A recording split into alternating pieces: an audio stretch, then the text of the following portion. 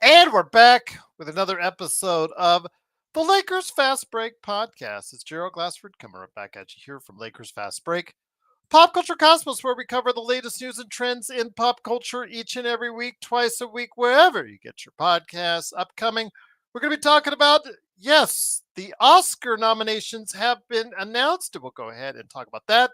Star Trek Section 31 on Paramount Plus. We'll be talking more Switch 2 thoughts and more coming up for you on the PC Multiverse on the Pop Culture Cosmos channels, wherever you get your podcasts. Also, as well, of course, go ahead and check us out for the Lakerholics crew. The Lakerholics hopefully will be coming up with this, I guess, their great show on the weekend. I don't know yet for sure, but go ahead and check out what they do each and every time out on Lakerholics.com. You know they're all happy. Anytime you beat the Celtics, it's always a good day.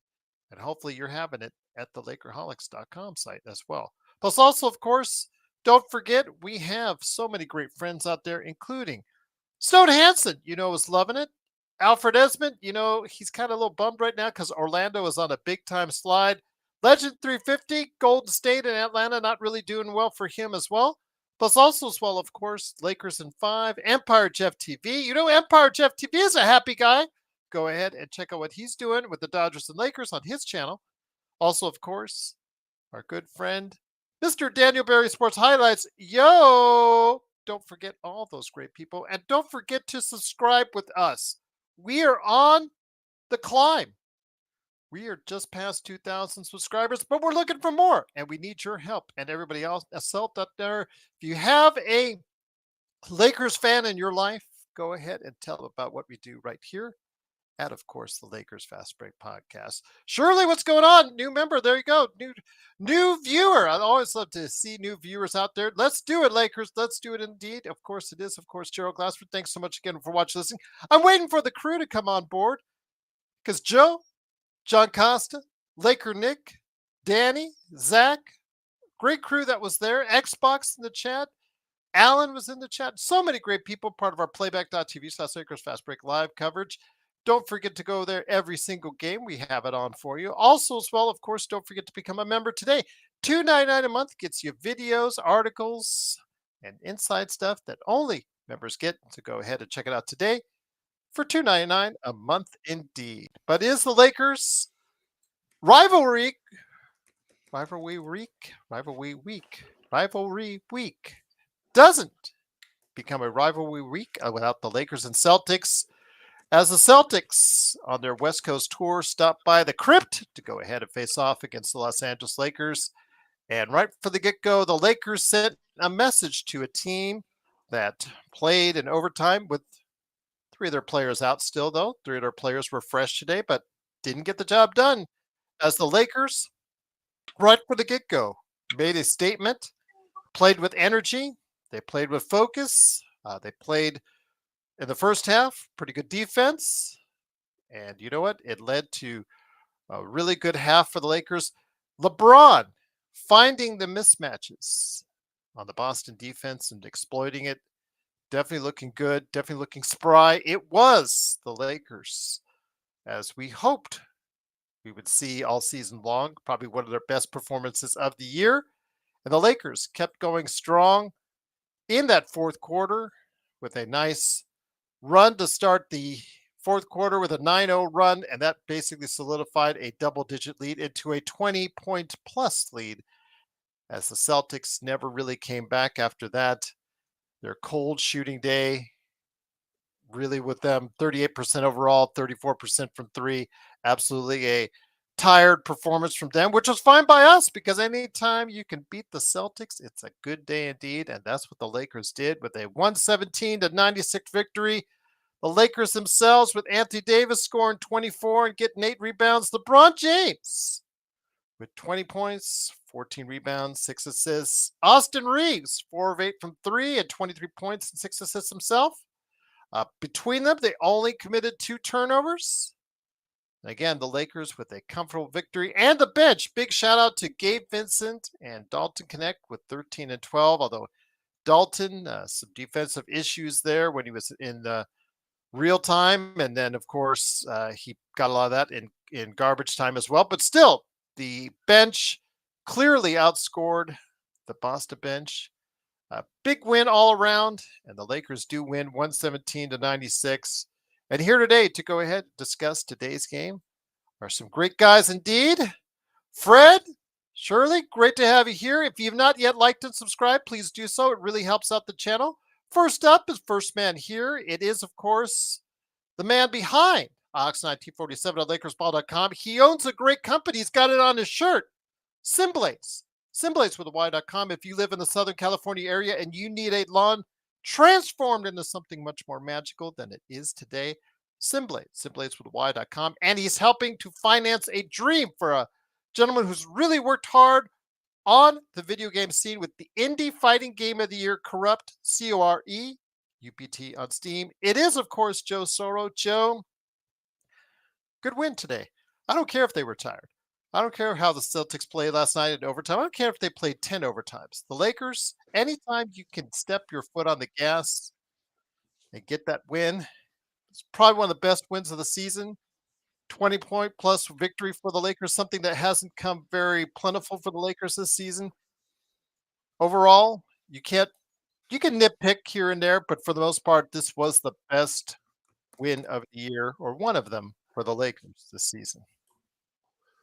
Yeah, there's really nothing to. There was nothing negative tonight. They were switching well. They were hot as hotcakes from McDonald's to really the first half, and they really didn't stop in the second half. Even when they were missing some shots, they seemed to at least make up for it on the defensive end. And Boston looked taxed, which that's what happens in the 82 game season marathon. But it doesn't matter. It's a Celtic Laker game, and anytime the Lakers can win like this in general, and then win like this against the Celtics, is a good thing. So absolutely, yeah, a couple of things that I really liked is it was really nice to see Gabe Vincent get his confidence back. He's been making some shots lately, and they're not easy shots either. I think I saw a couple step backs tonight, and they went through. Seeing Connect hit on a couple as well, that made me very happy. It didn't necessarily dictate anything during the game, but I just liked seeing him make some shots and see him, get confident again. I think you kind of saw that as well. Mm-hmm. LeBron looked fresh and looked very LeBron centric, and of course AD was playing defense extremely well. And made those chippies that sometimes he doesn't make all the time. And when it's a recipe for disaster for the opponent if he's hitting those shots, because you can't really collapse on him. And if he starts making the shots from the elbow or from 20 feet, whatever, then it's really a problem for a tired team like the Celtics were. And then of course, I'd probably say, I know he's had more points in a few of the games, but I thought this might have been the most impressive game I've seen from Austin this year. He had control of the game. He hit half his 3-point shots, and he took 8. He controlled the tempo of the game. I was very impressed with his ball handling skills tonight. I thought he really and he wasn't too bad on defense. He really wasn't. He held his own, and it was just a marvelous game. I can't really say anything negative, really, honestly. It was really refreshing. Not any moment during the game, even when they brought it down to 12. Every team was going to make a run, and what killed them really in bringing it down to 12 was there was back-to-back fouls on Jason Tatum and Jaylen Brown. And they missed all 4 of their free throws. Yes. That was kind of a sign to me saying, I think these guys are done tonight. That was kind of like the first indication that they were done.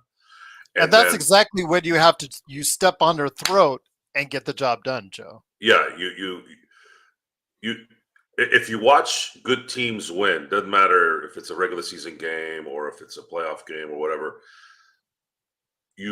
every team that wins in dominating fashion or in just controlled fashion, there's always going to be usually a part of the game somewhere where the opponent allows them to. They kind of basically give them a sign or a moment where they're like, "Oh, we're taking this out." And that was the moment. I think that was the moment when your two top players missed 4 free throws in a row. For whatever reason why they missed, doesn't matter. It happened, and that was pretty much it. And then really the cherry on the cake was the beginning of the fourth. AD sat for about 4 or 5 minutes, and they extended the lead. When you extend the lead, when one of your powers is sitting, that's a huge advantage. So much so that LeBron was able to sit the remaining 5 minutes of the game. So this was pretty much a perfect game. And against the current champs to boot, yeah, I was extremely impressed, and I'm very happy.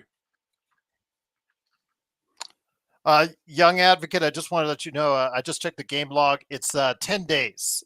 Just to let you know, since Gabe had an underwhelming performance, he has been shooting at least 40% overall since then in his games, since it's on the 13th, 15th, 17th, 19th, 21, and 23rd. He's been playing at or above his level. So yes, it's been going on for 10 days now. So let's hope it continues for him. Yes, good game by the bench, good game all around. And here today to go ahead and talk about what happened in today's game is a good man indeed. He is the mastermind behind Clutch Talk at Lakers Corner. If you have not subscribed yet, my question is, why haven't you already? It is, of course, John Costa. John, great to have you here, my friend. Looking forward to hearing your thoughts. Heading up our coverage, you were there from the get-go. I remember because I turned it on. You were there first, foremost on our playback.tv / Lakers Fast Break live coverage. Although Danny was waiting for you to come on stage, I will give him credit for that. But you were there. You saw it all. You saw the Lakers right off the get-go with some focus, with some energy. Yes, I know they played an overtime game at the Intuit Dome last night against the Clippers, but you got to credit the Lakers when, like Joe said, they missed those 4 free throws in the second half.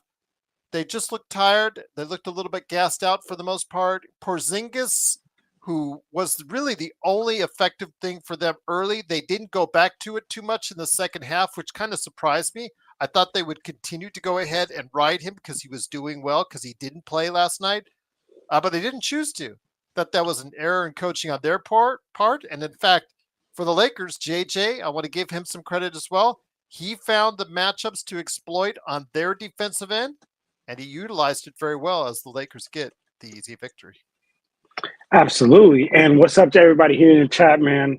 Appreciate everyone being here and showing love as always. And honestly, Gerald, I'm happy that they didn't keep utilizing that Kristaps Porzingis mismatch because, man, in that first quarter, he had 11 points, and we had a really, really hard time guarding the pick and roll because of the mismatch he draws every single time. I was talking about this on playback. He sets the screen. He's going to roll to the hoop. If we try to get over the screen, 9 times out of 10, the ball handler is going to get the angle and they're going to be able to get to the hoop. If we switch, it's going to end up being a Max Christie on Kristaps Porzingis, and then now Kristaps Porzingis is just finishing easy at the hoop, sealing him off. So I was concerned. I was like, damn, all right, let's see if the Lakers are going to they're going to be able to figure out this whole pick and roll situation because he's just going to go at it. It's great to see you, CJ, as always. But we didn't really have to figure it out because they stopped going to it. And they bailed us out. They really bailed us out. He got to 20. He got to 20, I think, like in the first half or right thereabouts, and they just stopped going to him, John. Yeah. And fine by us. Exactly, right? And that's exactly what I was going to say. They really bailed us out. Like, a lot of the times, like especially in basketball, like after Curry, changed the game, everybody wants to shoot. But also at the end of the day, like between shooting and having to break somebody down and get to the hoop, shooting takes a lot less effort. So people want to just shoot shots. They want to just shoot their way back into games. But what they should have did is they should have went inside and they should have kept going to that Kristaps Porzingis mismatch.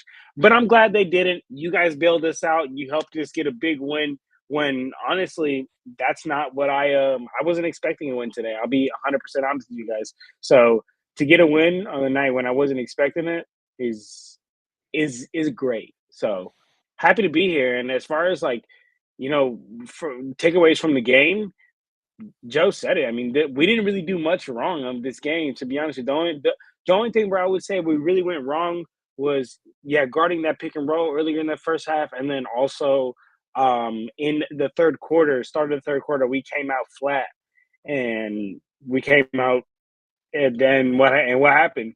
The Celtics brought it in within 9, but we locked back in, bought it within 16, and this game kept me at arm's length the whole time. So Yeah, that great. run at the beginning of the fourth quarter, John, that was all she wrote for the Boston Celtics, and I think they pretty much threw up the white flag because of it. Once Yeah. again, it is the Lakers winning 117-96. It is John Costa for Clutch Talk of the Lakers Corner, Joe Sorrell from Simblades and Corrupt on Steam. Also, as well, of course, Pete Gerald Glassford. Thanks again for watching this. Joe, again, they rested 3 guys last night in that overtime victory. Porzingis, Horford, and Drew Holiday. Porzingis looked like the only fresh guy out of the bunch. I was surprised. Holiday and Horford gave them nothing. And on a day when Jason Tatum and Jaylen Brown are shooting 12 of 31, your other guys have to step up. And Holiday was 1 of 6. Derek White was 1 of 5. Al Horford was 1 of 5. They were absolutely miserable. And their main guy off the bench, Pritchard, was 2 of 12. I know that our chat is saying if they don't hit their threes, they're nothing. But today, it looked like it. They didn't hit their threes, so they didn't like much today. Well, I think they might have gone with Horford 1 year too much. I think Horford might finally he might have finally hit the wall. As far as Jrue Holiday, you have to, you've got him signed for a few more years, but if he's not doing what he did last year, then the Celtics are going to have a problem playing against a much faster tempoed, younger, more healthy team. I saw a lot of bad things going on with the Celtics today, and it might explain why they're probably not playing as well. And this is not when you win a championship, there's a natural letdown, especially the last, you could say, almost 10 years. Yeah. Even the repeat by the Warriors in 18, even that repeat, it would have been an interesting conclusion had Chris Paul not gotten hurt when they were up 3-2 in the Western Conference Finals when he was playing with Harden and Houston. It's difficult. It really is. It really is difficult to sustain and win back-to-back championships. And I think unless the Celtics can somehow maybe make a deal at the deadline like they did last year, or the deals when they made deals to get a Drew Holiday, they might be in trouble. They might be in trouble for a repeat. And that's something that is very important to this season, because I still don't think the Lakers are going to win a championship.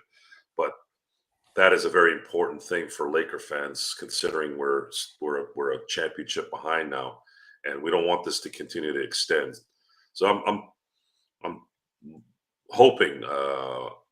I'm not hoping, but from what I've seen, it's going to be a challenging second half for Boston. And if they don't win it all, it softens a little bit of what's going on in LA just a tad bit. Just so the thought of having to win 3 more championships to pass them is what's scaring me. And today the Lakers might have shown a really nice blueprint on exactly how to play this team. Their road trip wasn't that extensive. It was actually just Golden State, the Clippers, which was, an hour flight away, and then obviously the Lakers tonight. They got to fly to Dallas on Saturday. I don't know if I wanted to use. I don't know if I want to use that excuse. Maybe they're tired in general, not from the road trip, and maybe the Lakers just said, you know what, we're gonna pound these guys into the ground. They're in our house. We finally are tired of being roadkill here. Let's handle this. And they did that and they won at Golden State by 40 points. So that was a pretty easy game for them. Yeah, so that should not have been too taxing for them last night. Okay, sure, but not if it's only a 3-game road trip. I'm not, and they're all within this one is within an hour drive with traffic, Yeah. and the other one was an hour flight. So I'm not gonna. I thought I hadn't seen their schedule until just about 15 minutes ago. They could have stayed at the same hotel, Joe, because it's actually within 20 minutes of each other. Actually, less than that. As far as from the Intuit Dome to the Crypt, they're actually within proximity where you can stay at the same hotel, so that they didn't have to move their stuff for the LA games. But you're right. I assumed that was like a 7 to 10 day or even more road trip. But looking at the schedule now, it'll be for them a 5-day road trip. So I wanted to correct what I was saying to Zach earlier. But let me ask you this, Lloyd. Here it comes. I haven't seen Robert yet because it's coming, Joe. And we talked about it on playback, channeling the inner Laker Tom. My glorious King LeBron James Anthony Davis delivered tonight. Oh my God, that sounds scary. Glorious. Sounds like he's part of a cult or something. Do you still think that this team is not worth it? Yeah. I still think that. I still do. Show me this for a month, and then I'll maybe change my mind. Okay, here's Robert. 2 games. Not Not blowing everybody out. That's not realistic. What I'm saying is the effort you saw tonight, the basketball IQ, the ability to switch, the timing, the passing, the shot making. This is what it's about. I don't think they're going to shoot this well the way they did every game, but I did like how they played defense. I did like how they just had an energy that allowed them to, if they didn't make the shot, there were guys in the right spots getting the rebounds. This is what basketball is about. You're not going to make every shot. You're not going to make every free throw, but they even got a rebound on a free throw miss. That's to me, a rebound on a free throw miss is the ultimate notch. That's when you put the Buckeye on the helmet. I'm using that as an example. Ohio State won the national championship this year. When you see those Buckeye decals, that's what, when you get a good stick on somebody, that's what you'll get. You'll get one of those decals. That's what that is. That tells me a lot about how the game is going when you can get those kind of efforts. How you go and dive for a ball. Man, when Fish was playing for the Lakers, Fish never lost when he got onto the ground. Never. I don't remember him losing once. Those things matter. LeBron with those 2 dunks, those things ignite everything. The crowd, the team, the role players, the star players, and it deflates the opposition. It's a lot of mental in this game, guys. There's a lot of mental. You saw it tonight. You saw a team that mentally said to themselves, we are going to play like we're supposed to play, and they did. Whether they're going to be able to do this, from here on out, you're not going to win every game, obviously, but you can see when someone is giving their effort. The team is giving their effort, and it's not enough. That's fine. It's all you can do is give your full effort. But when you don't do that, it's also obvious. And I would appreciate, since this team is relatively really young, except for LeBron, I'd like to see these guys continue to play like this. That's kind of where I'm at on that. I need more time, but they still need. Listen to AD. I'm not the one saying this. Our boy said it. Anthony Davis said, "I need a big. Go get him a big interview today. Go get him a big." He's been asking for this for 4 years. Go fucking get him a big. Agreed. Stop worrying about chance of some jackass on the bench. Go get him somebody that can actually come off the bench and help him. Pelinka was there, right? Yes, he Finally was came there. out of whatever rat hole he was in. Go Needing freaking some get hair somebody. dye, starting to look a little bit gray like mine. We were talking about, where was it, John, that you told Turkey. me He got to go to Turkey. Go get get a the hair hair transplant. Yeah, there you go. You're looking a little aged. I'll just say that. But Joe and John, Robert Wheeler has dropped the question. So There this it win is. has more to do with Boston than the Lakers, right? I wonder why. I know why the Lakers wanted this game a lot and the Celtics really didn't. I will say this, Robert, to make your day, because I've been really off the Lakers as far as saying that they're going to be in the hunt for a championship. I will say this. Hopefully we'll get Joe back. I think his router is playing games with him again. John, and I'll turn it over to you. And I'll turn it over to you. Yeah, Joe's having some issues because it's Joe because he's having some issues and he's logged in as me. Yeah, that freaks everybody out. That freaks Talk Studio out when it happens. But I'll just say this. If the Lakers go 4-2 on this road trip, or 5-1, or 6-0 on this road trip, Robert, if they make a trade and get, why are you going off screen? What's he doing? Stand by, everyone. Be careful because we might be going off the air because of Joe once again. He's playing around with stuff. That's always scary when he's playing around with stuff. But I'll tell you what: if the Lakers go 4-2, 5-1, or 6-0, and they get the trade that makes AD and us happy by filling spots in more than just the one position center, they need really a guard that plays defense as well. Then I'll give you the Jim Carrey on you. So you're telling me there's a chance. I'll give you that chance. I'll give you the Jim Carrey if that happens. And we'll go from there. But John, let me bring it to you to Robert's question. You saw it earlier. Your thoughts? Let me go ahead and see if I could bring it back up here. So this win has more to do with Boston than the Lakers, right? I wonder why. I know why the Lakers wanted this game a lot, and the Celtics really didn't. Your thoughts on what Robert's asking? Yeah, honestly, I think that this is a perfect way to put it, Robert.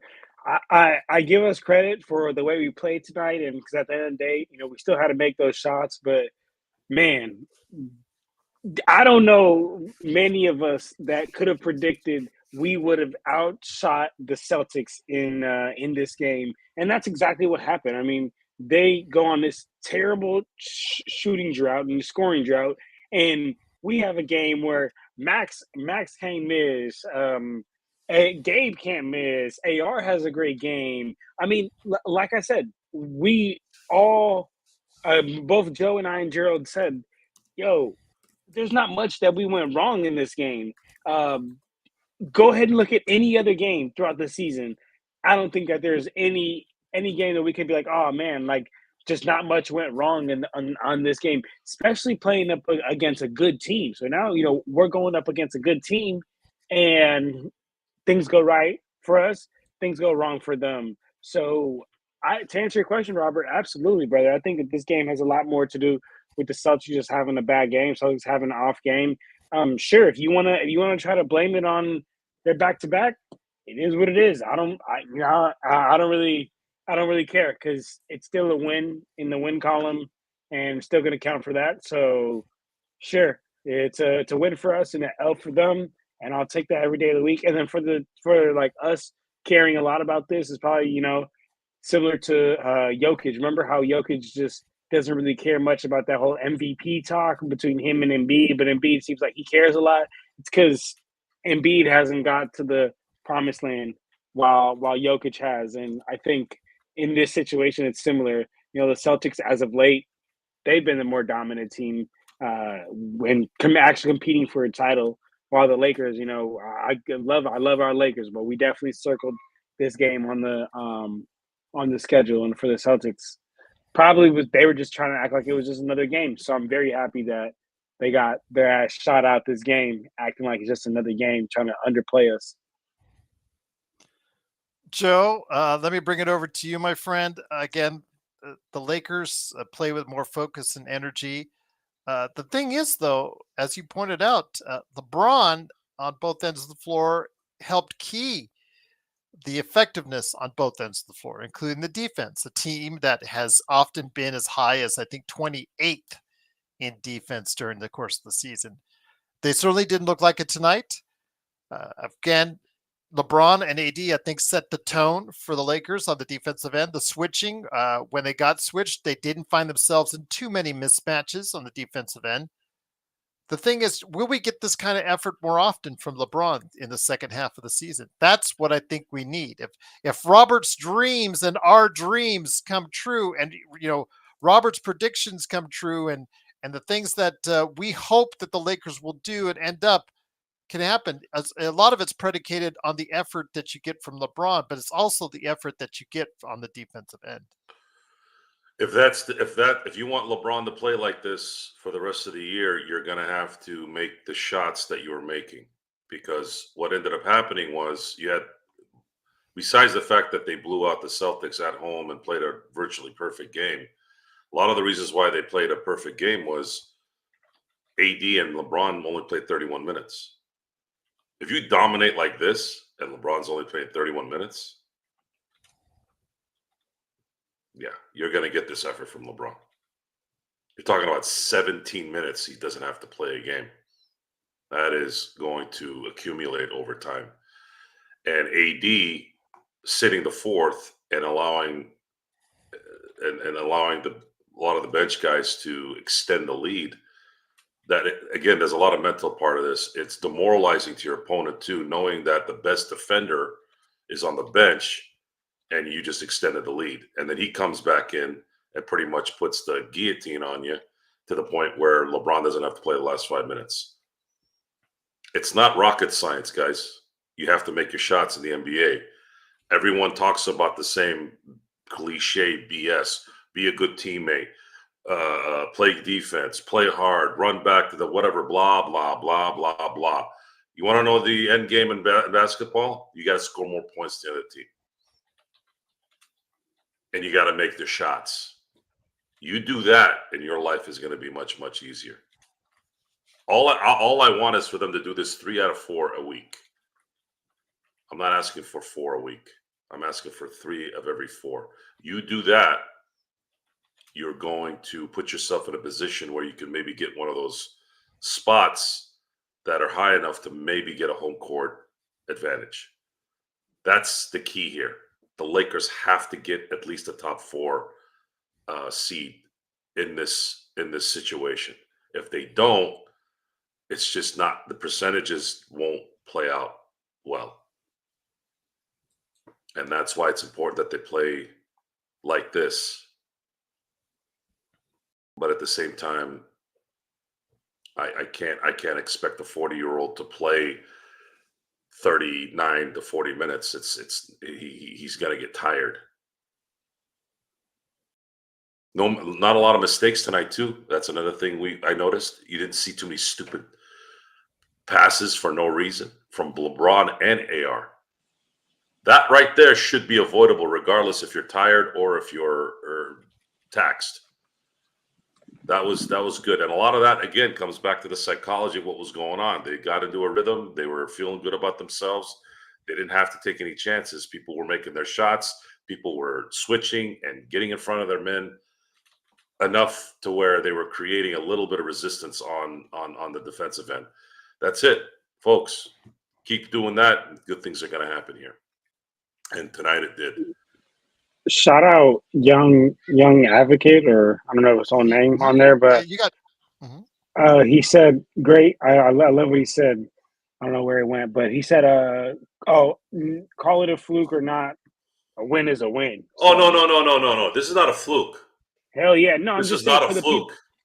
For the people that are out there that may try to refer it as a fluke, it is what it is. That shit is a win. I'm just letting that be known, and I just want to give you credit for that. This was a royal ass kicking. This is the champs. Absolutely. Yeah, they whooped their ass. And It was from beginning to end.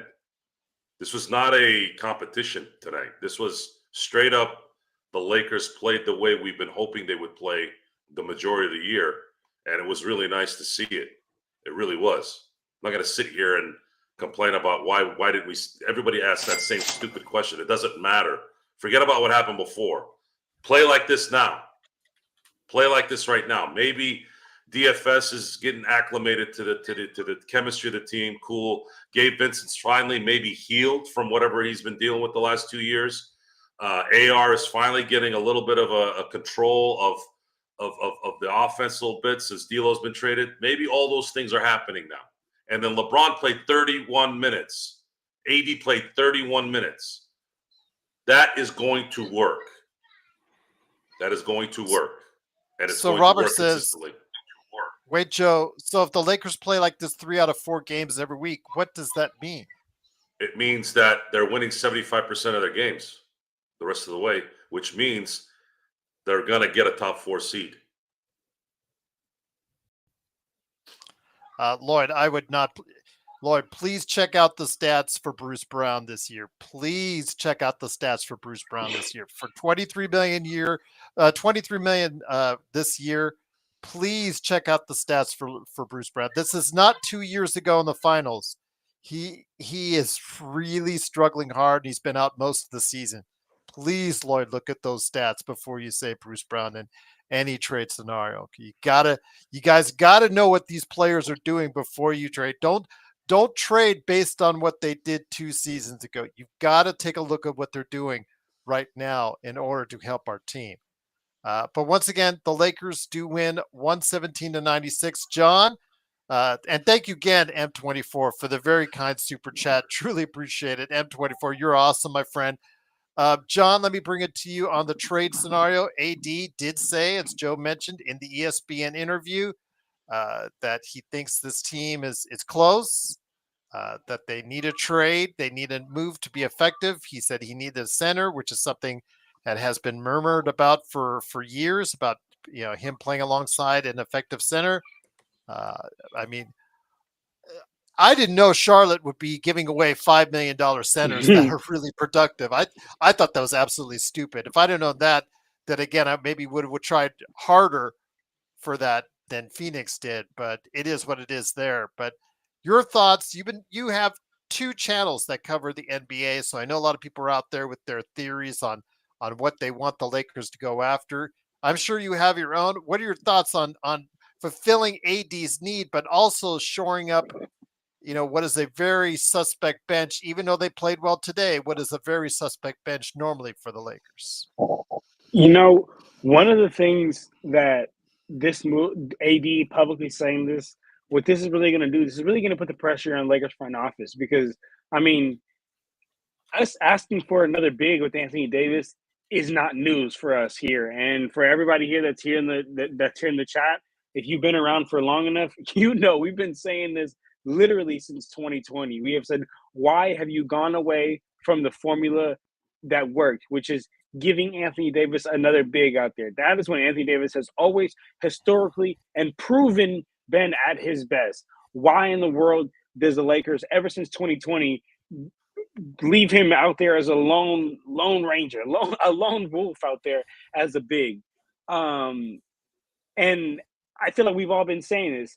And of course, we've all known this. And if we know it, Rob and Jeannie and all of them know. But they never made it happen. They wanted to be cheap about it, right? But now what this does right here is this puts so much pressure on front office to now go make it happen, because what was already clear is now just abundantly clear. And if you as a front office don't put your best player, your second best player, however you want to look at it, you put him in a position to win and give him what he's asking for, man, not only does that hurt you as a team and hurt your current roster and hurt your star players' happiness, but it also hurts how other players view you, how other players that are not even on the Lakers, that were maybe thinking about coming to the Lakers, now got that in the back of their mind. So, I mean, I'm happy AD said that, because shit, like I started off this whole spiel, we've been fucking needing that since 2020. That was the formula that worked. and we immediately the following year went away from that. So I'm I'm really excited to see now what the Lakers front office shakes up here because AD has publicly made it clear. So if you didn't know, now you know. Make it happen, Lakers front office. Now about what we need though, I do think you address the issue of that big. If that is something that's is something that the Lakers are able to do. But the next issue I think you address, and this may be equally concerning in my opinion, is that true, playmaking guard. Again, Austin Reeves had a great game. I think he can do it, but I don't want to put him in a position where that's not his natural best position. That's not what he's naturally good at. He's not a natural, hey, I'm gonna play make for others and I'm gonna get others involved. He's a natural, let me get the ball in my spot in this half court setting. Let me get to work. Let me worry about scoring and have others that can play make for the ABs, for the Bronze, for the ARs. And I'm just talking more of a future longevity move because like I said, you can do it for a couple of games, but throughout an 82 game season and then come playoffs asking Austin Reeves to be that playmaking guard night in night out, I just don't think you're utilizing him to the best of his ability. So long-winded, but we definitely need to take care of that big problem, especially now that AD is made abundantly clear. And let's get a true playmaking guard here. I'm going to tell you right now for Lloyd and also Nick T, they have increased the minutes in Toronto for both Bruce Brown and Olynyk. So both have gotten double-figure games in the past two games for them. I'm assuming it's because it's nearing the trade deadline and both might be on the move. But the Lakers, because they traded away D'Lo's salary, sorry, John, they traded away D'Lo's salary, they can only afford to grab one. They only could go after Olynyk or Bruce Brown. It's not going to be a package unless you really start to put a lot of contracts together.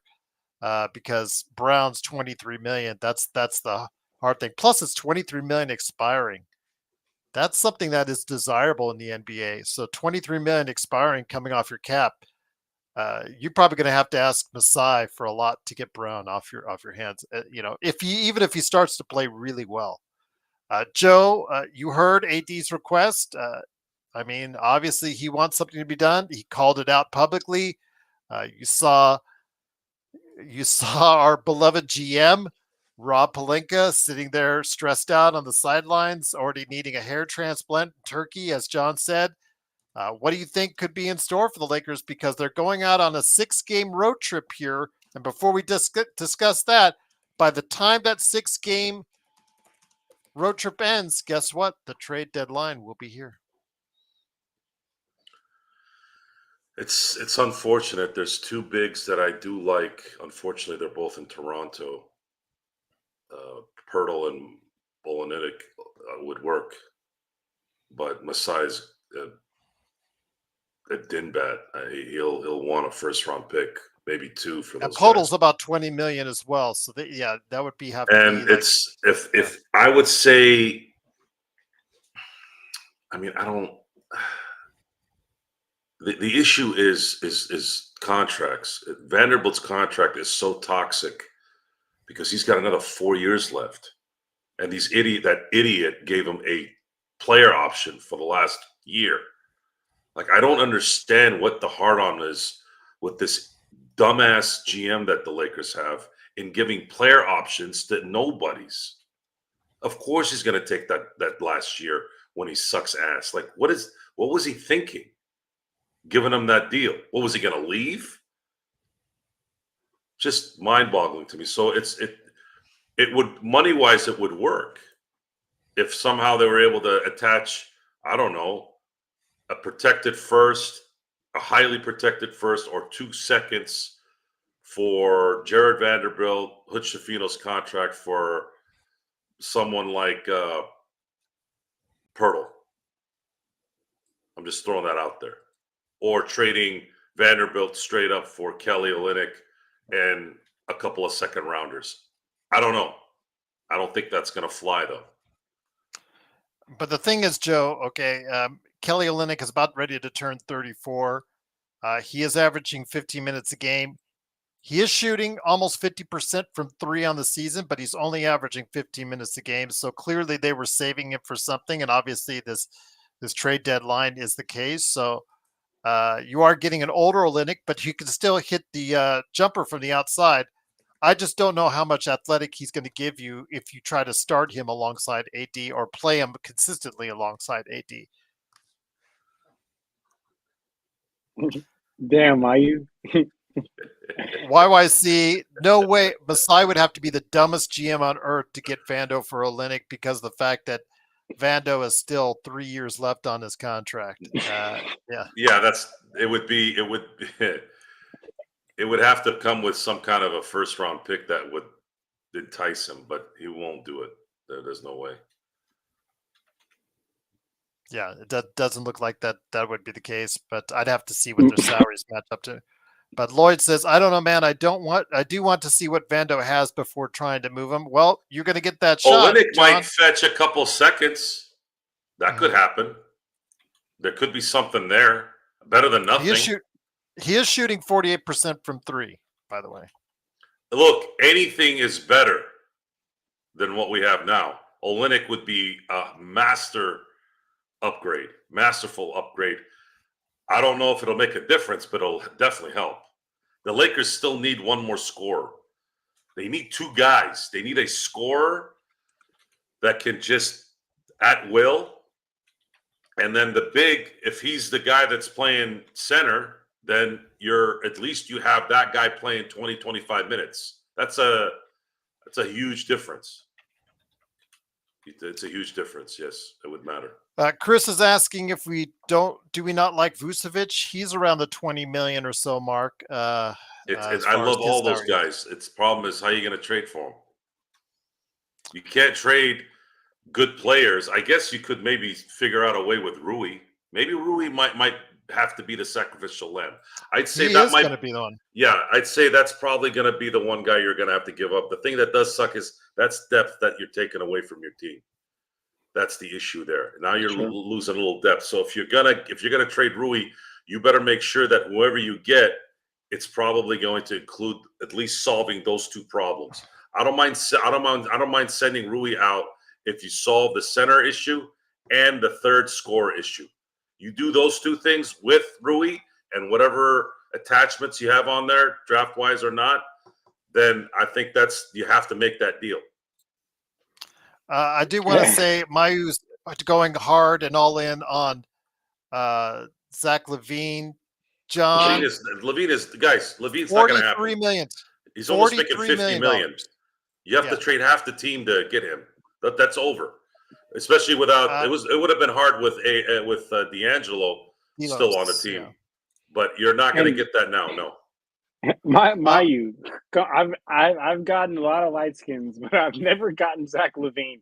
Zach LaVine is I think is a little bit of a lighter tone than I. But Ali, we can do what the Phoenix Suns did because we do have a couple of attractive picks, one of which we could use in a get one for three. But remember, those Suns picks that they received from Utah. Rodell, doesn't matter. Yeah. Rodell, it doesn't matter whether you like Olynyk or not. It has nothing to do with us liking him.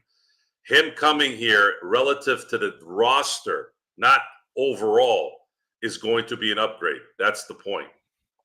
Sorry, and real quick to Joe and to tell me if I'm wrong, but Young Advocate in the chat just says Austin is a third scorer, Joe. But I think to Joe's point, what he's saying is if that's the case, we might as well go home because that's not good enough to get where we want to get to. Correct, Joe, with that? He's the third scorer by default. We need someone that can score at will. It's not going to – someone that can take advantage of the fact that they have to worry about AD and LeBron, and that third scorer becomes like a Glenn Rice type third scorer, someone that can get points at any time, anywhere, whenever you need them on a team like that. AR is doing more than just scoring. He's doing other things, so you can't depend on him being a scorer every game in and game out. Sorry, Gerald, go ahead. I just had to respond to Rodell. No, absolutely. The reason why I know Ali talked about, can we do what the Phoenix Suns did and trade one first round draft pick for 3? Yes, you can, but it's very difficult to say this, Ali. Those 3 first round draft picks are not good 3 first round draft picks, especially the first one that's upcoming in, I think, next year's draft. That one is going to be either the 29th or 30th draft choice, and most teams don't like that because those are the last picks you have to make on a guaranteed contract. In the second round, you don't have to give out guaranteed contracts, so that's why. And there's a big jump in salary between the last pick in the first round and the first pick in the second round, so that's why that's not that attractive. And the other 2 first round picks for that Phoenix got in the trade are the worst of the Cleveland, Minnesota, Utah picks for whatever years. I think 29 and 31, if I'm not mistaken. They're the worst of all those 3 first round picks. So they're not good picks. So if the Lakers went out and made a trade for multiple picks, 2 or 3, I mean, it depends exactly how the person that they're offering perceives those first round picks. So yeah, Phoenix can have extra multiple picks and all that, but how good really are those picks if you're looking at it? I mean, you just have to take a look at, just because you are offering 3 first round picks, are they really 3 decent, good, or really good first round picks? Like with the Lakers, those 2 picks that they have, those 2 first round picks they can bundle, they're attractive because they're after AD's gone, they're after LeBron's gone, and those years are really going to be something where we don't know what the Lakers will be like, and the odds are the Lakers may not be good around that time. So that's why teams that are interested in what the Lakers will have will ask for unprotected first round picks. And if you want Kessler, you're going to have to give them probably an unprotected first round pick, at least one.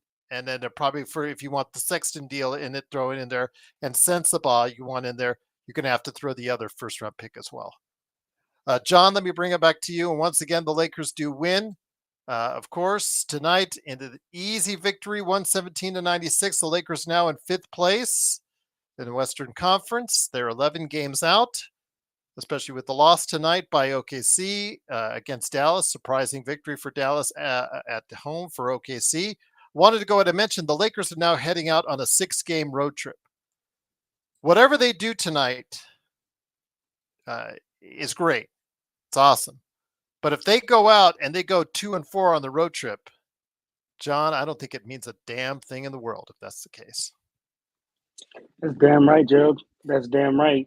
And one of my biggest things with the Lakers that I talk about, and I even said this in the playback, is like I feel like we have a hard time of, sometimes we can get complacent, and we'll have a big win, then they forget the shots. That's funny, Kurt. But we'll get a big win, and then we'll get very complacent, and then we'll take an L, get put in our spot, come out next game with big energy. And for us, I think that's one thing I feared in this game. I was like, well, wow, we had an amazing first half. Like, are we going to get complacent and not come out with the same effort second half? And started the third quarter, and looking at the fact that we got outscored like 2016 in that third quarter, we kind of did come out complacent. It kind of did come out flat. Lucky enough, like the ball was rolling our way today, and not the Celtics way. And I mean, they did dumb things like not utilize Kristaps and whatnot. But I say that to say, look, damn, I ain't gonna lie. I just had like a brain fart. I just totally forgot my point I was gonna say. I'm not gonna lie to you. Well, the road trip, it is 6 games. The road trip. There you again, go. I think 4-2 is the minimum. 4-2 is the minimum. 4-2 is the minimum. I like what somebody said here in the chat. YYC said 3-3. You can expect 3-3 because of the complacency. But hey, man, I also didn't expect us to win today. So I would love a 6-0. was the minimum. I agree, though. Yeah.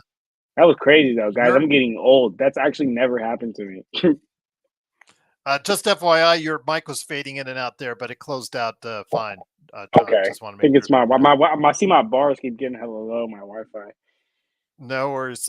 Joe, again, this Boston win won't mean much if the Lakers don't finish it off. Oh, let me unmute you because you're on mute.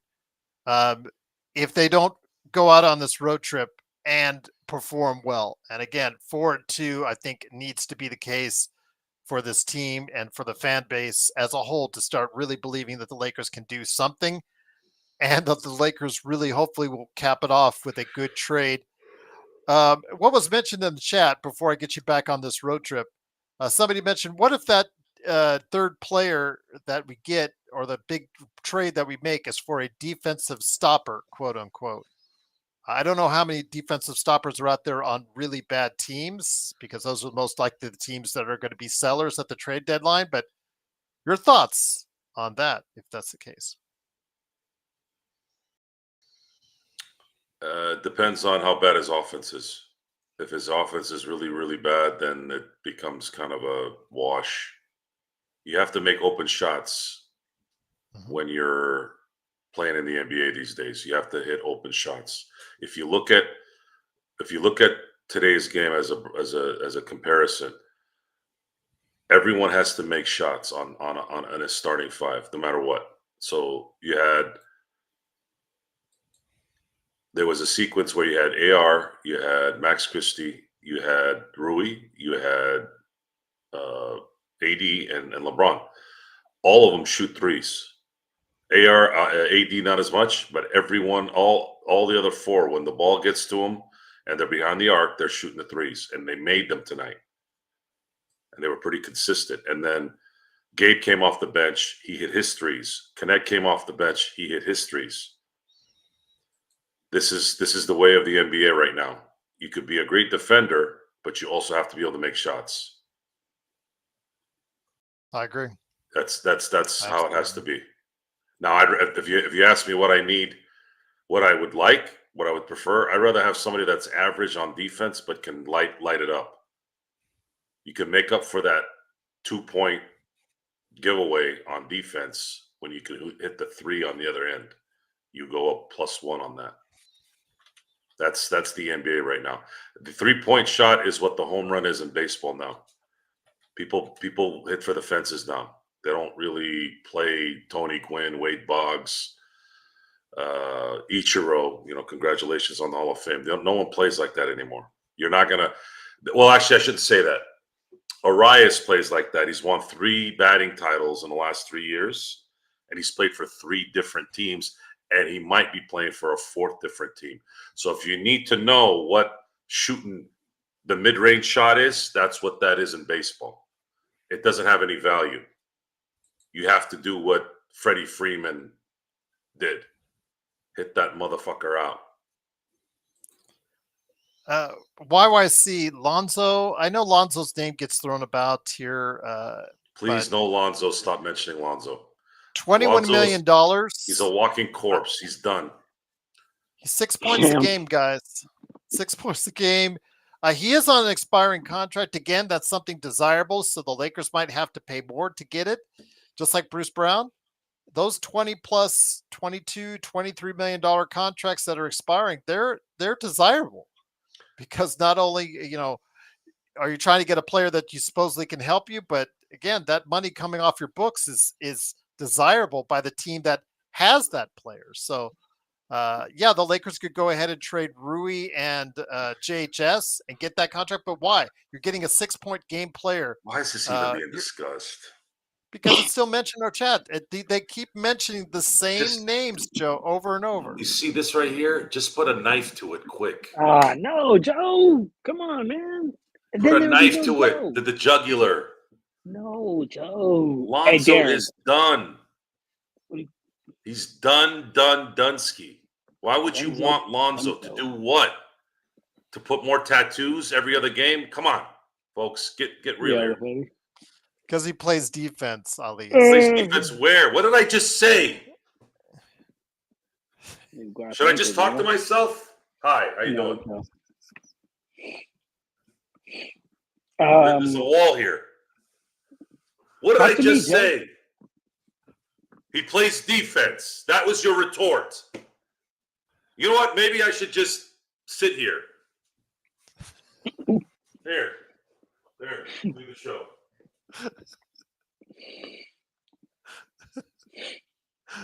Go off, Joe. And Darren, hey, Darren, I don't know what you said, brother, but you're not staying in front of me. Young, old, it don't matter what's going on. I'm your favorite Hooper's Hooper. Here's how the sequence went. Guys, we need someone who can score. Defense is not enough. 3 seconds later, what about Lonzo? Hey, this and that. All right. Maybe drop all my mail. Fuckers. Fuckers. You guys are wrong. I'm going to do this recap real quick, guys. Okay. I'm going to dial after. Jesus, Gerald, get some water. Jesus, I don't want you to die. Oh, I got a little bit left right here. That's funny. I just dropped my mail. That got me. That got me. Indeed. Once again, it's the Lakers winning 117-96. See, who started this with Alonzo in the first place and laughing at it. Ali says, but I can see his defensive impact. Ali, again, you're looking for some help, and Lonzo, it's just so shaky. He's not that. The injuries, man. The injuries. You know, when you guys asked for Robert Williams, you asked for Brogdon, you asked for Lonzo. These guys are coming off of catastrophic injuries. John, are you still with us here, or are you going? You head on out. I'm still with you guys. I'm just about to do my game recap here. Yeah, when they talk about these guys, the Robert Williams, they're out there and available for a reason. I mean, they're coming off of catastrophic injuries. The Brogdon, I kid, but I really think that Brogdon might actually get injured reading the comments on this page. You know, Robert Williams, knee injury. He's healthy now, but gosh. Time Lord, is that actually because he's running late, or is that because actually you don't know how much time you have while he's still healthy? And then you have, of course, Lonzo Ball. And, I really think they would need to go find the creator of the BBB, not the dad, but the designer of the BB, and just like punch him, because the fact is that he's ruined the legs of Lonzo Ball, in my opinion, as far as the BBs, what damage they did. And you guys, these guys are available for a reason, and the fact that they're all and they're on most of our both. I think one, if not two, are on expiring contracts, so they're going to ask for more. So yeah, we need to find other trade targets, John. I mean, is there any other names out there that you think people should start talking about instead of these recycled names we hear?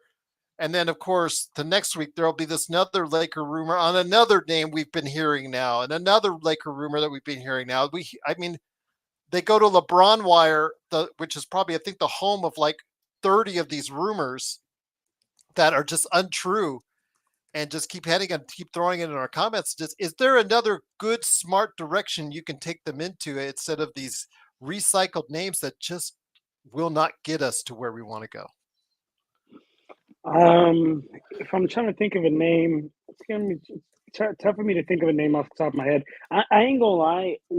That is one thing I hate about with Lakers fandom is the amount of rumors. Like Lakers fans, people that hate Lakers fans, I understand them, because you know what? Like sometimes Lakers fans could just say like, "Oh, we're gonna get this person, that person, this person, and that person, and they're gonna sign for a minimum," and it's like, all right, that's just Giannis and Luka next week, John. Right. That's the biggest issue with Laker fans. Well, I guess just the crazy Laker fans. So to me, look, I don't know a name off the top of my head, but what I do know is this: everyone is a trade piece, is a trade asset. Everyone on this team. If we're trying to get to the promised land, everyone is a trade asset on this team. And I'll say it again. I'll say it fucking again, guys. I'm sorry to say it, but we're not going to do shit until LeBron leaves. It's just not going to happen. It's just not going to happen. So whatever we may, want to talk about in the meantime, it'll be incremental little success, but we're not finna do shit till LeBron leaves. And young advocate, you're damn right. Laker fans are definitely spoiled, but still, like we got to be like me, Gerald, and Joe, and I'm sure a lot of you guys out there as well. Like, but you have to be realistic with it. We're spoiled, but you have to still be realistic. But I don't know if somebody else said, but I'm gonna do my game recap real quick though. But appreciate you guys. But I'll be back if you guys are still doing the game recap. But if you're not doing the game recap, let me let this be known now.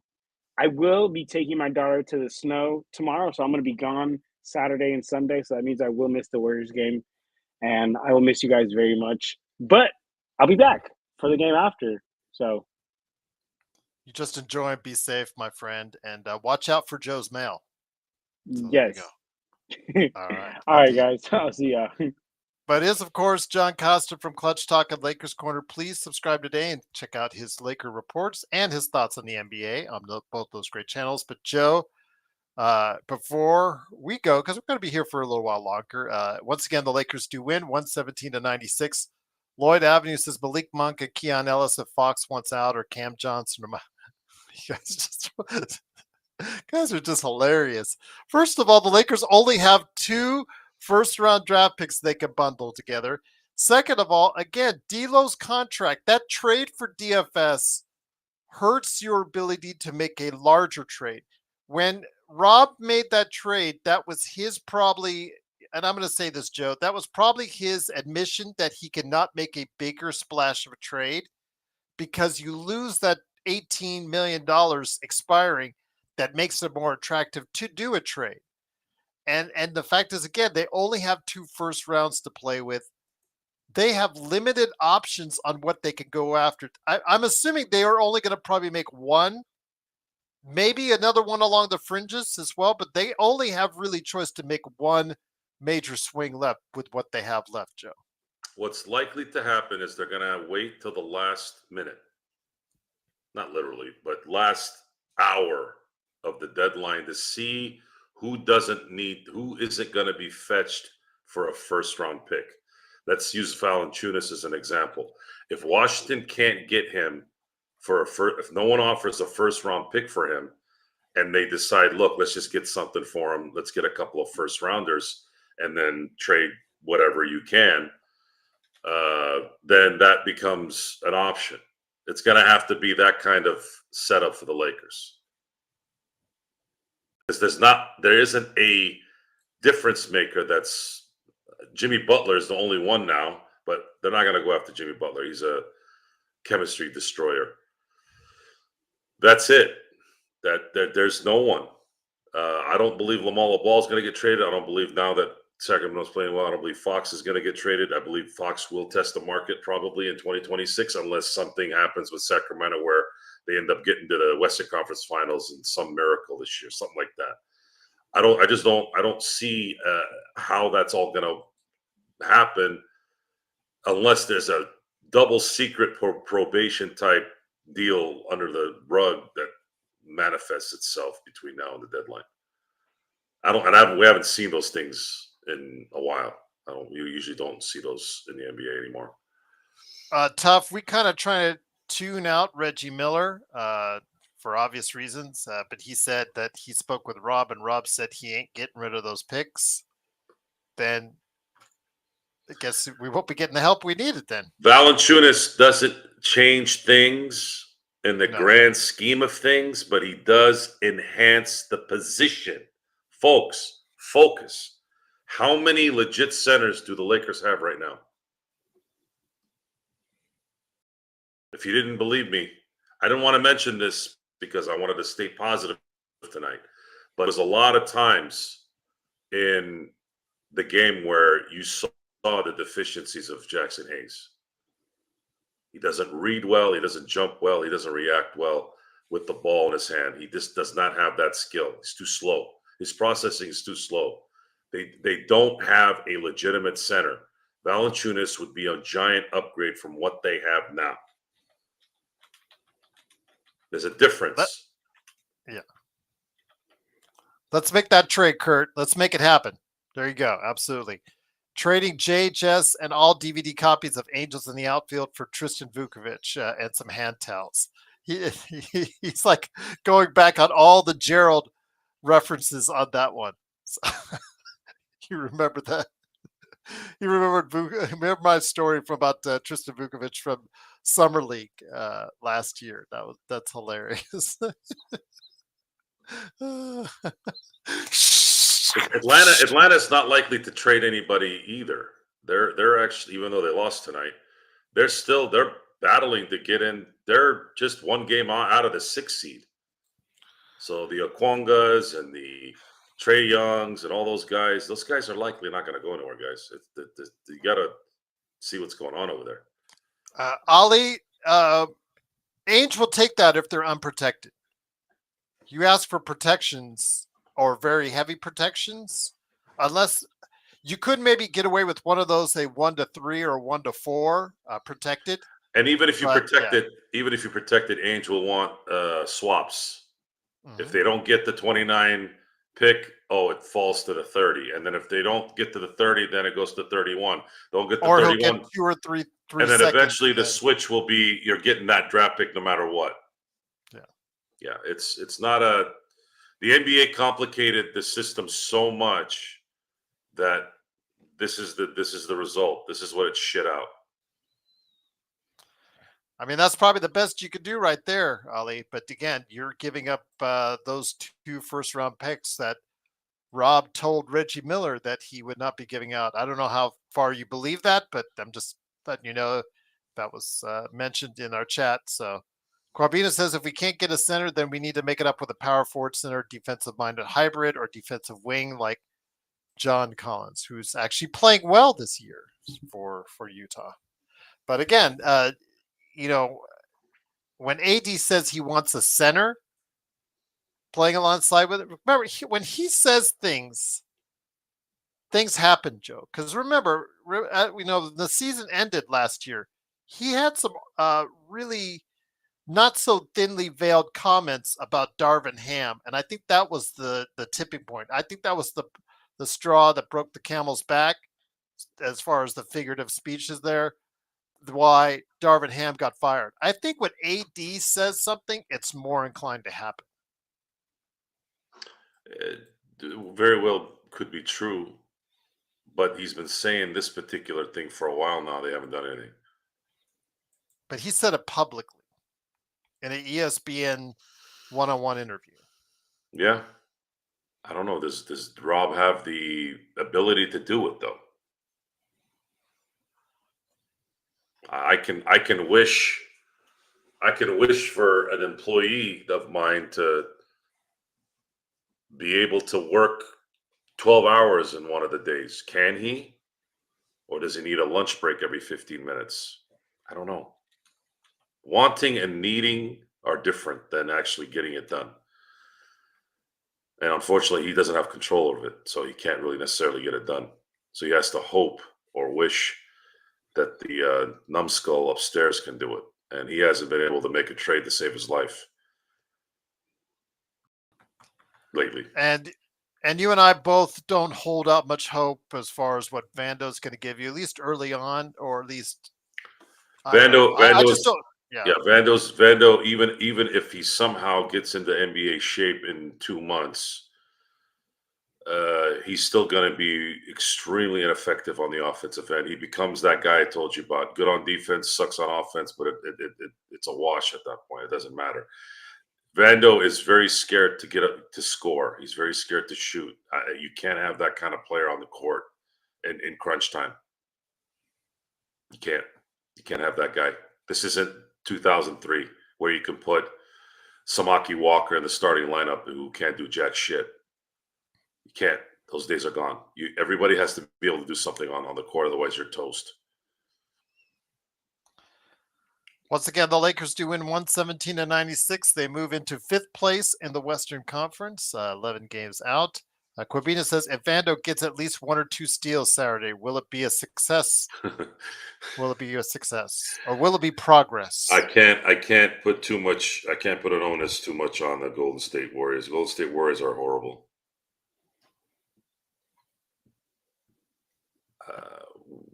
Vando's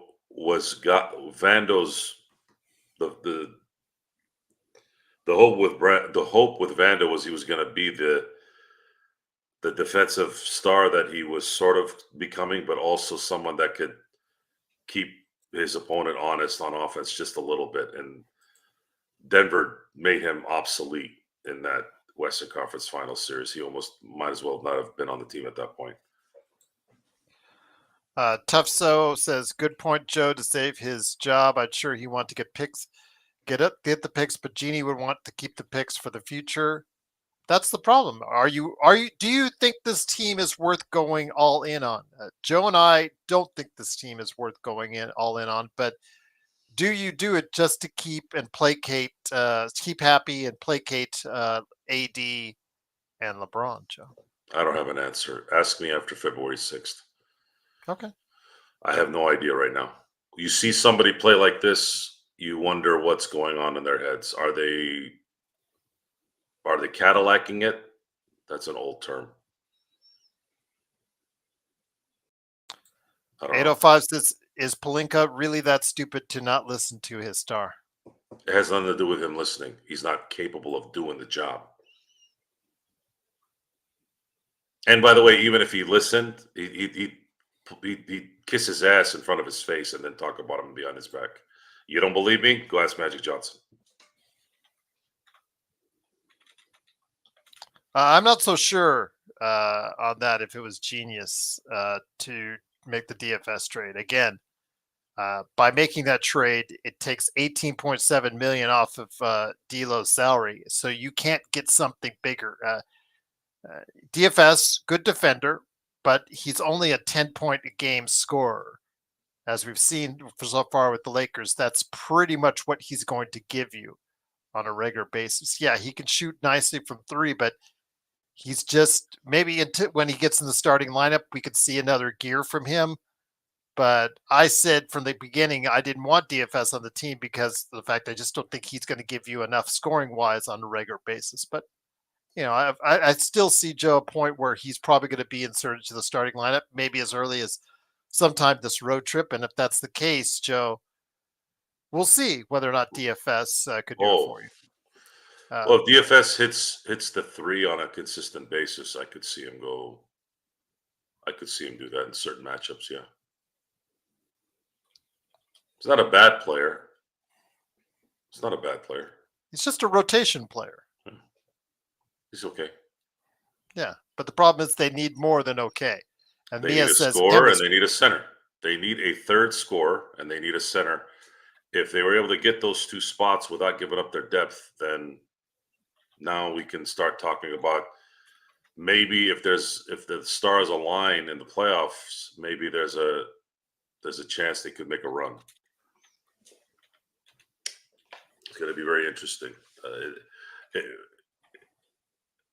We could look like fools, which that means the Lakers are winning. We win either way, I guess. If we're wrong, that means we're winning. If we're right, that means we knew what we're talking about. That's pretty much where we sit at this point. There's no other way to look at it. DFS is a nice player, but we need more than a nice player to get you guys the Lakers where you guys. 805, yes, I would do that deal. Rui for DeAndre Ayton, yes. Oh yeah. Why not? Oh yes. DeAndre Ayton is a good player.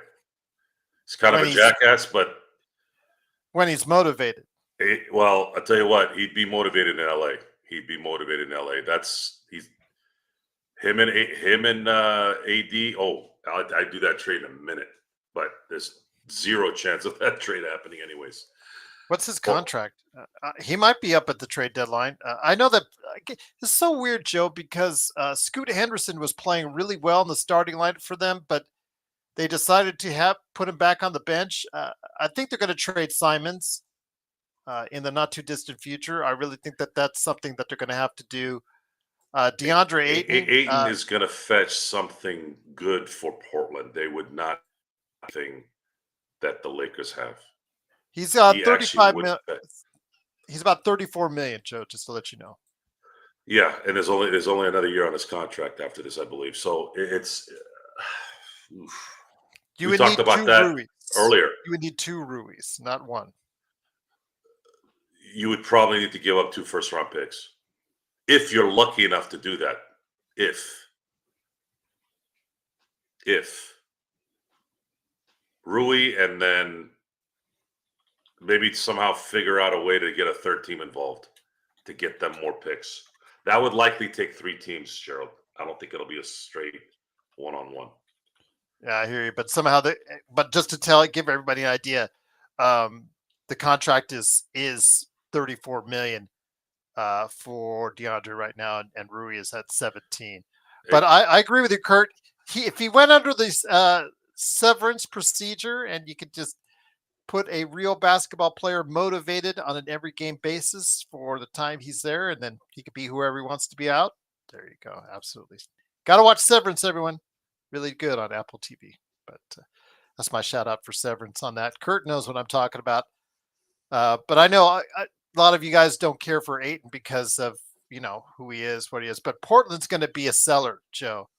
I think Portland might be, Utah's going to be a seller. Portland's going to be a big time seller because, again, Simons is probably going to be on the move because Henderson's been doing good things when he's been getting the chance to start. Plus, they also want to put their big guy that they just drafted, Donovan Clingan, in there, and Ayton might be on the move. Robert Williams might be on the move. Just everybody keep an eye on that. And then again, also as well, Utah will be a seller. New Orleans may be a seller, although I don't think I would love the Lakers to get Trey Murphy.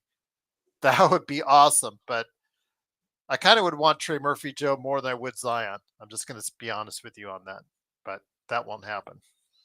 Beggars can't be choosers, folks. Doesn't matter if it's Ayton. Doesn't matter if it's Zion. Zion, although, would be a problem because he's not in shape. You need to have some kind of heart-to-heart with him before you make that trade. Mm-hmm. You'd have to somehow convince you that he is going to get into shape. He would have to get into shape before the playoffs started. So he's going to have to go into a next level training thing. He has all the science, all the trainers, all the money behind this. If they said, all right, Zion, it's February 6th. If we trade for your ass, we need you in the gym. I'm not talking about the basketball gym. That's obvious. But we need you in the gym, and we need you eating nothing but protein and fats, not any carbs. No carbs for the next 2 months. Your ass needs to drop about 40 pounds. You drop 40 pounds, you'll be ready for the playoffs. Let's go get this. Get your career back. Stop being a lazy bitch. They do not like your DeAndre Ayton love. I'm just telling you right now in the Folks, chat. I don't love DeAndre Ayton either, but there is no choice. You cannot. He can play center, and he's a good player. There is no other way to go about this. How are you going to get anyone when you have nothing?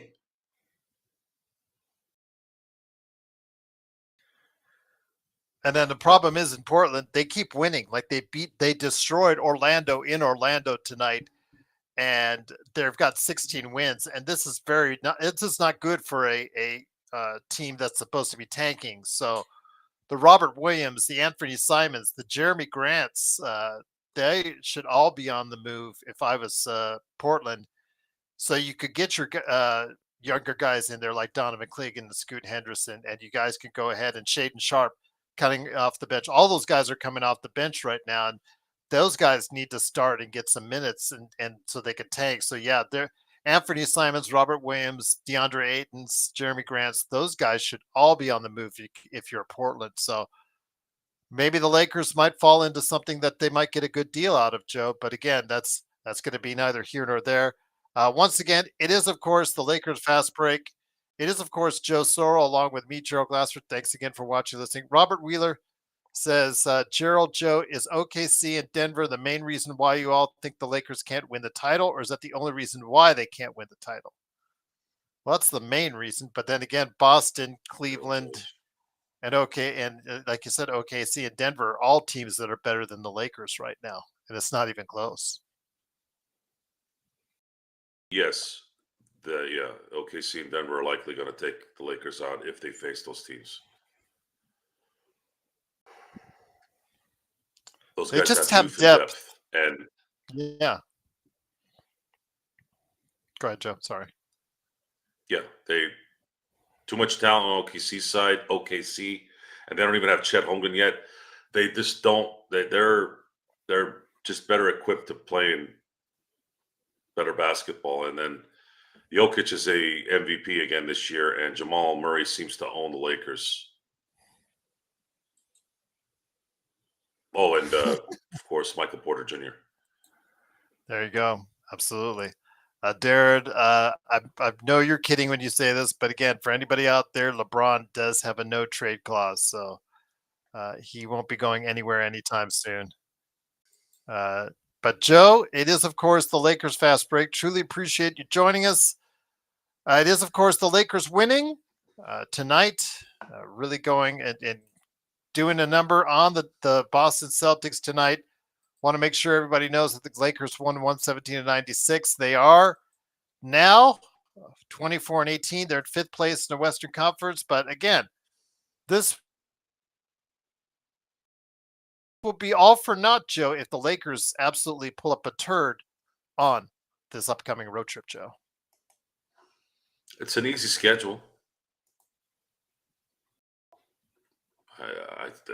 They should be able to win most of these. Golden State, Charlotte, Philly, and Washington.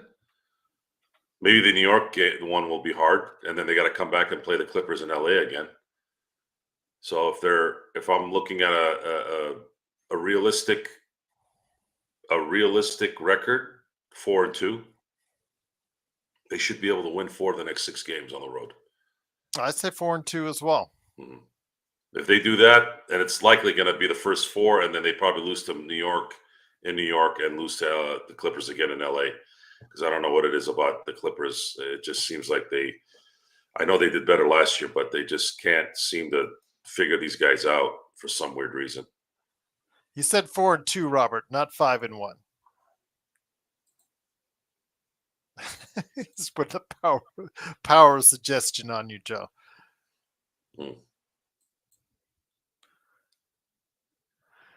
Yeah. Ollie, we do not like the Clippers. I don't know if you guys even like those light powder blue jerseys they had on last night for their game. But yeah, we don't like the Clippers here. But yeah, it is what it is. But yeah, if they go 4-2 and do make a move that helps not only boost the depth, but also gets that elusive third star or third scorer that the Lakers truly need. That can also, hopefully, with some depth added to, can play some defense that is sorely needed on this team. I'll give you the Jim Carrey on that. So you're telling me there's a chance? That's correct. So yeah, love that line. Lloyd's asking if they go 5-1, do you do the trade? What trade?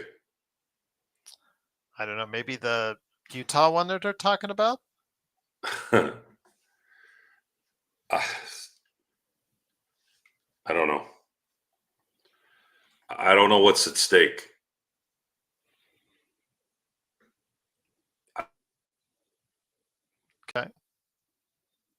Okay. As we lost Joe right here, he's freezing up on us with his maybe his Wi-Fi. Looks like it's a little bit issues on that. But again, it is the Lakers winning 117-96. No more trades. Don't need it. Yeah, we do need it, Mia. We do need it. This is not a team that's going to take us very far in the playoffs as it is currently constructed. I don't know who you're kidding, Mia, but we love you. Truly appreciate your thoughts on that. But being realistic here, as we always try to be on this show, unless Laker Tom is talking, because he has a world of all of his own. I do want to say that this team, again, as currently constructed, is not going to go that far in the playoffs. So they do need something to upgrade this team and upgrade this team indeed. But we'll see. Again, it is, of course, Gerald Glassford. Thanks again for watching, listening. I truly appreciate you joining us. John Costa, Clutch Talk at Lakers Corner. Hopefully you'll catch his recap on the way out. Joe, looks like we lost Joe. I'm not sure if we're getting him back. That dang blasted router of his doing a number on us, but you guys making too much money for Wi-Fi issues? No, we're not making too much money, Lloyd. If you see what I put down on for taxes, you'll understand that I might not even, with the money I make from the show, but I might not even afford a router. So yes, we're not making the money yet on YouTube that you think we are. So not even close. Let's just put it that way. Speaking of not even close, Mia says we're all good with the roster we have constructed. I don't know if that's the case. Well, I know that's not the case, but I'm sure you agree with that as well, that this team as currently constructed will not go far in the playoffs. Not likely. Yeah, I think the switch that I have is what's the problem. Okay. I'm just gonna have to directly connect to the wall. The switch has become a problem here. So I just undid it, finally put it into the wall. The whole problem is I can't use the TV or anything like that because I have it connected to the TV. It's all tied in. Yeah. Yeah, I probably should have kept my DirecTV boxes instead of having to use the internet, but it is what it is. But before we end it out, my friend, anything upcoming for you with the Dodgers fast pitch or anything you want to plug before we head it out? Corrupt, how's it been selling lately? Anything you want to go ahead? Sim Blades for people needing a new lawn in SoCal? Anything? Yeah, anybody who needs any landscape done, give me a buzz. That lives in Southern California. If you live somewhere else too, in terms of California or Arizona or Nevada, I can still come out. It's just going to be more money. But Corrupt right now it's getting close to getting it. I'm going to be able to play it on the PlayStation 5. Once that's done, then there's going to probably be a focus on getting something done with Sony. We had a publishing meeting with Platonic. Unfortunately, their numbers didn't connect with what we wanted. Okay. Yeah, so that's kind of the negotiations.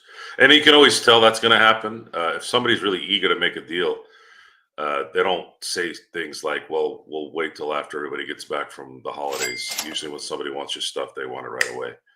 So I kind of anticipated that to happen. But there's a very big possibility this one might not need a publisher. We've tried to work with publishers before. Every time it gets to the finish line, something always comes up.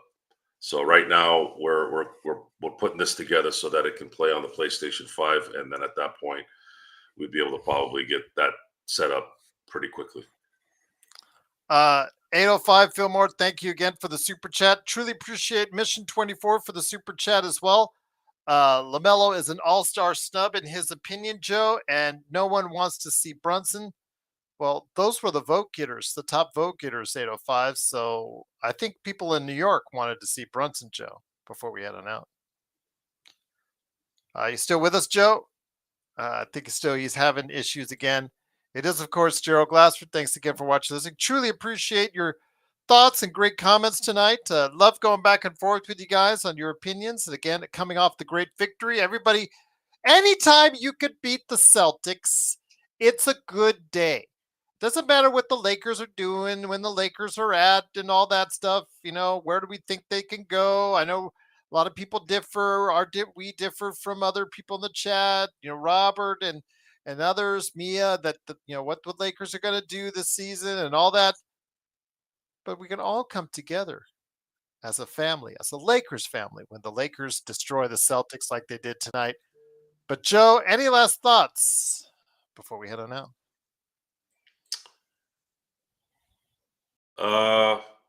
No, not really. I think I've said enough tonight. There you go. Once again, it is Joe Soro from Simblades, simblades.com for all your turf needs. Thank you, Kurt, at Xbox, and everybody else in the chat, Sports Baby, if as well. Truly appreciate, again, all the super chats. Truly appreciate all the great comments. Does help us out. Remember, like and subscribe. It really does help out the channel. Also, as well, of course, if you become a member today, get inside stuff, videos, exclusive shorts, because all the stuff that, the profane Joe rants that were in shorts, I had to move to the members only. Also, as well, of course, again, You got some videos that come up there first, sometimes exclusive videos, sometimes exclusive articles. There's an article that our great friend Xbox put there last week on the Australian basketball scene. He's got a person from Australia in mind. Check out the player, who that is. Might throw that, now that it's been a while, on the members chat. Might be sending it out there in the not too distant future for everyone to take a look at, just to give you an idea of what members get first. So if you want to go ahead and check that out today, become a member for just $2.99 a month, indeed. But once again, the Lakers do win, 117-96. Truly appreciate 805, the last minute also as well. Super chat as well. I heard it again. Here we go, Joe. Would you rather get killed by a grizzly or a crocodile? I think he was the one that wanted us to choose between a death between a grizzly and a shark last time around. Crocodile. Crocodile would be quick. They'll do the death roll and you're done. Grizzly will eat you alive. Okay. Thank you so much for the super chat, 805. I'll go with the crocodile as well. There you go. At least I'll become someone's handbag and maybe someone's boots thereafter. Make sure you like and subscribe. As Current Affairs says, become a member today, join the show, and brag to your Bumble dates. Always a good thing to do, because we are here for you. We'll be back tomorrow with more hijinks as the Lakers start out on their road trip here this weekend. We'll go ahead and look forward to that, and we'll preview that road trip upcoming tomorrow's show. So for Joe Soro, John Costa, our entire crew that was on tonight on playback.tv / Lakers Fast Break. Of course, Gerald Glassford, thanks again for watching, listening. BTS, going to give you a shout out. I know you're asking for a shout out. Giving you a shout out, BTS. Just when you thought the season is over, wow. Yes, well, they did wow indeed.